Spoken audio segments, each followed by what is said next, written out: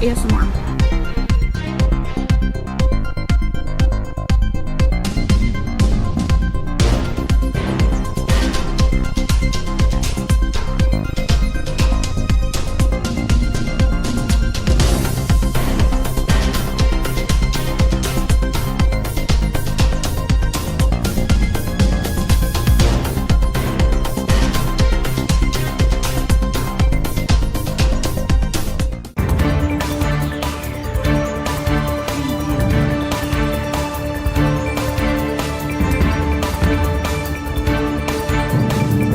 So I'm just going to talk a bit about my personal experience, in particular in regards to my current trip coming up.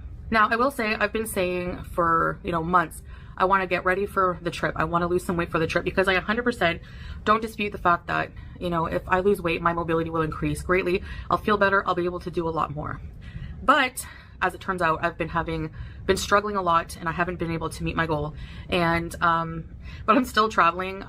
We have the tickets from a long time ago, the hotel booked from a long time ago, and I still had a lot of fun when I went to Thailand. So it's almost time to travel, and I have not lost any weight. I've gained some weight, so it will be a bit harder on me, but there are some ways that you can still be comfortable while traveling as an obese person, as comfortable as you can be.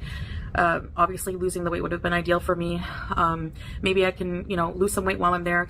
Sure, Jan. We'll see. Every day is a fight, a struggle for me. And so, yeah, I've flown from Canada to Kuwait to the Middle East, 13-hour flight, 14 hours in the plane, many times. And most of the time I have to sit beside somebody. And I think it just depends on your body type, your body shape, more than how much you weigh. Like, I'm an apple shape, and from the front, I still look big, but I don't look as big. I'm not as big from this way as I am sideways.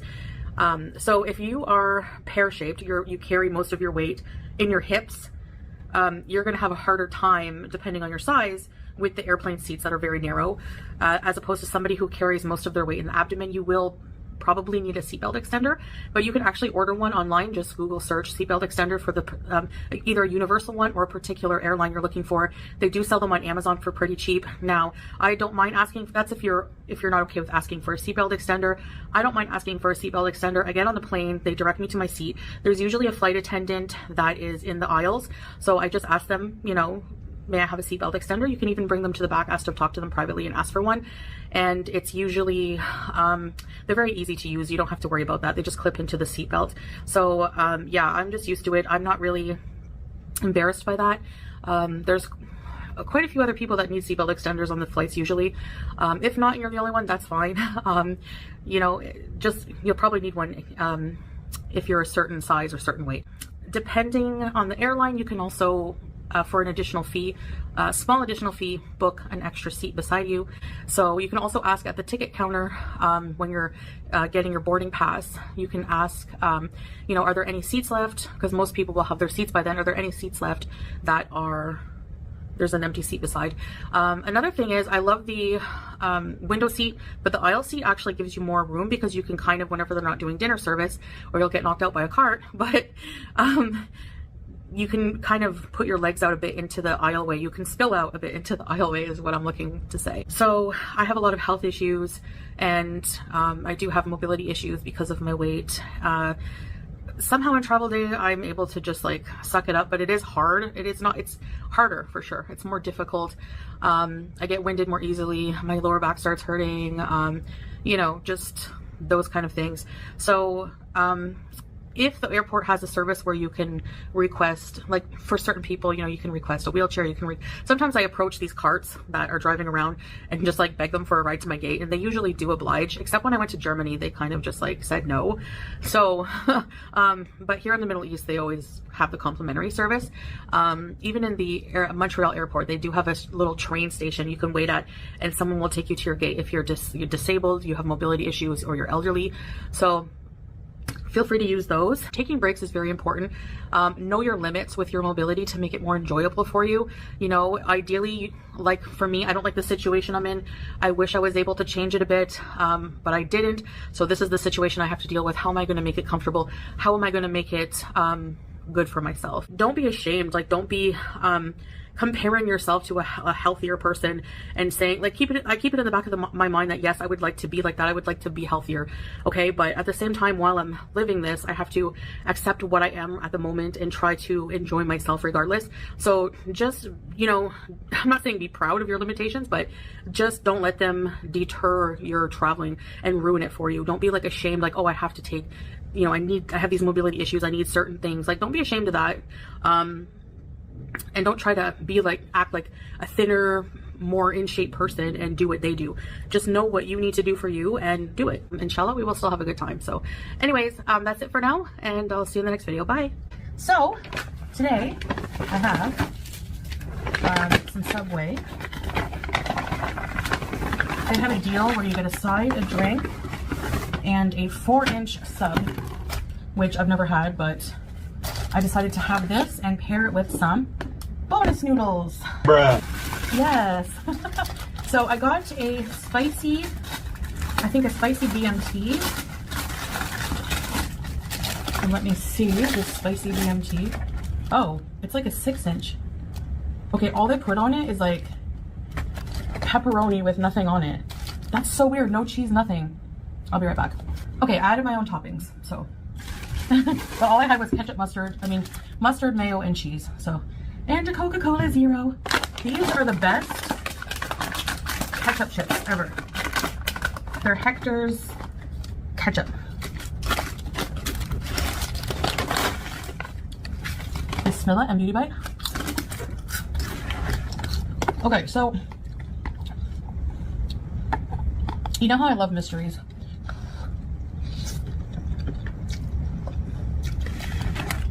I've been watching the new season of Unsolved Mysteries, but I came across this mystery of a young guy of 19 years of age who disappeared, and just the way he disappeared was so tragic for his family. And I mean, no disrespect talking about this case, but it's really, really bizarre, and I really hope that this guy is found. But the conditions in which he disappeared were just so weird. It's the case of Brandon Swanson. He was 19 and he was from Marshall, Minnesota. And on May 14th, 2008, just after midnight,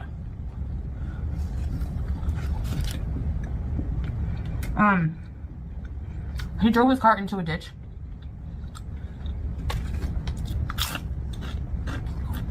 Survived that without a scratch. So he called his parents. He didn't know where he was, but he thought that he was near a town called Lind. I'm guessing also Minnesota. And his parents were like, okay, we're gonna come get you, just stay where you are. So he stayed where he was for quite a while, on the phone with his parents. And, you know, occasionally there would be interference and stuff, but he stayed on the phone.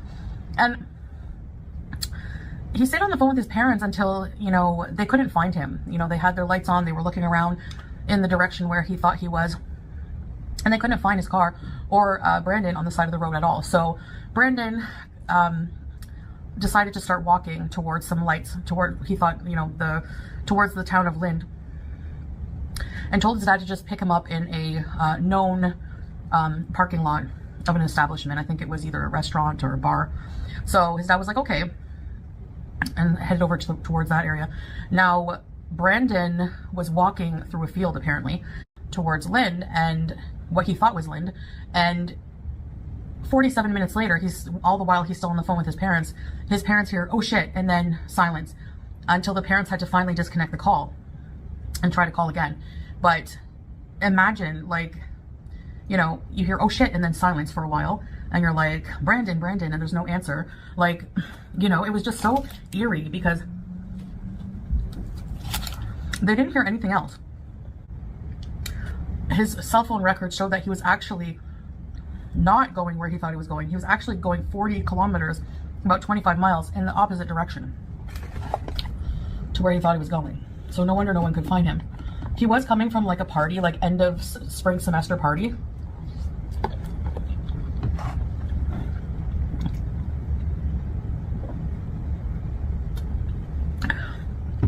So people were wondering if maybe he was intoxicated and disoriented. But his parents said he sounded very coherent, not inebriated at all. Plus, he shouldn't have been driving if he was drinking. But people still do. So in the morning, his parents reported him missing to the Lynn police, who were like, just kind of like, wait a while, this happens with young people, you know, maybe he's just out somewhere, yada yada yada. So the search, because of that, started for him late. I think they passed a Brandon's law, which means like police have to take into account certain factors before deciding on starting a search.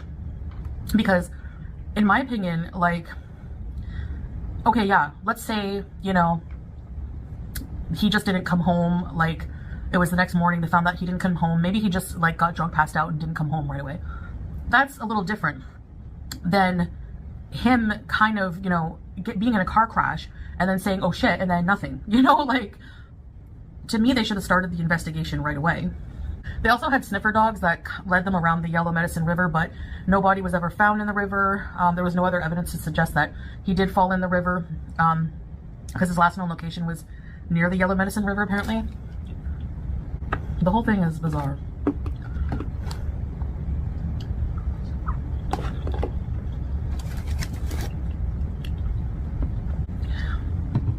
So they haven't like ruled out foul play, but there's just no evidence to suggest that there was foul play. So the whole thing is just bizarre. And I find when people just like disappear seemingly into thin air with no evidence to suggest what happened to this person, not even a clue, to me that's very bizarre, very bizarre. And to me it's bizarre that he disappeared so quietly, you know, after saying those words. It's just weird to me. So maybe for me, cryptids are not that interesting. Maybe for me, cryptids are not that interesting. Like, I used to be so afraid of Bigfoot. And if I saw Bigfoot today, I would be freaked out. But I kind of don't believe in any of that.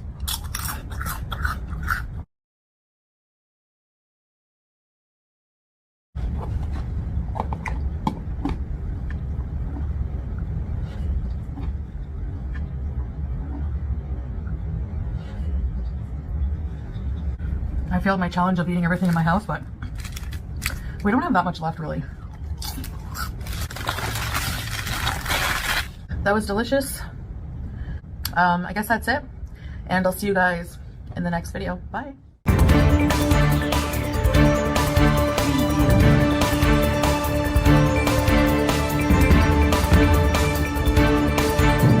I saw some of you guys mention about the Alani when I showed the witch's brew. I got cleared from my doctor. She told me like you can have up to 300 milligrams of caffeine during breastfeeding.